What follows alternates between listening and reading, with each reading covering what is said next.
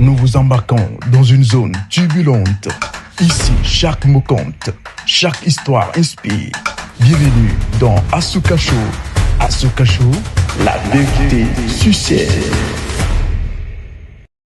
Bienvenue dans Asuka Show, l'espace où musique, culture et talent se rencontrent. Et devant vous, je suis Fatal, Dieu est Dieu. Eh bien, derrière ce projet, le promoteur visionnaire s'appelle tout simplement Big Sonjo. Alors, tout de suite et maintenant, nous allons décoller avec notre Asuka du jour. C'est parti. Asuka Show, la vérité sur scène. Alors, qui est notre Asuka du jour? Ensemble, tout de suite et maintenant, découvrons-le dans Asuka Show. Asuka Show, la vérité sur scène. Il est là avec son énergie unique et sa présence magnétique. Et quand il monte sur scène, une seule chose est sûre, il crève la scène. Eh bien, préparez-vous à vivre un moment exceptionnel avec Nogus Crève la scène, un artiste qui ne laisse personne indifférent. Asuka Show, la vérité sur scène. Nogus Crève la scène en pleine forme. Oui, salut Capitaine Fatal. Alors, ça fait quoi d'être là ce matin? C'est vraiment un plaisir pour moi d'être là ce matin, de faire partie des artistes qui ont été ciblés pour être invité sur l'émission Asuka Show. Merci vraiment Nogus Crève la scène. En tout cas, ça fait plaisir de te revoir. Ça fait un beau moment, hein, voilà. Alors, sans plus tarder, dites-nous, qui est vraiment Nogus en dehors de la scène, l'homme derrière l'artiste? Auguste Crève la scène, l'homme derrière l'artiste. À l'état civil, c'est Nobodé Philippe Auguste, graphiste de formation. Je suis dans la communication digitale aussi.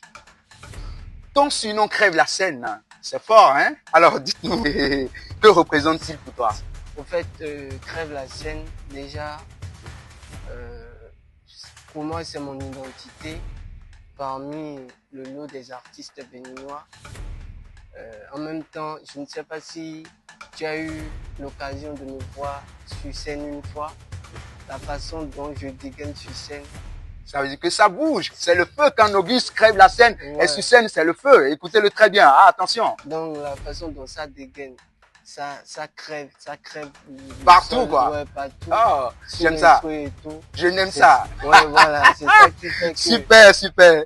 Voilà. Moi-même, pas mes analyses, j'ai préféré prendre ce surnom Crève la scène. Ah, super. Alors, donc, disons, comment as-tu réussi à entrer en contact avec WP Baba Djedje pour cette belle collaboration? Dites-nous, raconte-nous un peu l'histoire. Bon, si je dois commencer par raconter l'histoire avec, par rapport au feat avec le doyen. Moi, je l'appelle le doyen. Exactement. Tu rappes béninois. Waouh, c'est fort, hein? Je pense que en 2015-17, j'avais sorti un projet qu'on appelait Adoubankwe. Donc l'actualité du projet me faisait faire des concerts où je devais faire une prestation à Concerto. Celui qui m'avait trouvé le concert, on l'appelle Spéro le principal. Maintenant, Ah oui. Spéro le principal m'a mis dans un groupe après, artistique, qu'on appelle Africa Star. Dans Africa Star, il y a des artistes qui sont... la plupart des artistes qui sont dedans sont des artistes béninois. Renommés béninois qui sont dedans, voilà. Qui résident au Bénin, comme en Europe. Comme les Diamants Noirs, voilà. Comme les Nasty Nesta, voilà. Le groupe, le clan CCC voilà. et tout. Voilà. Maintenant, comment on appelle?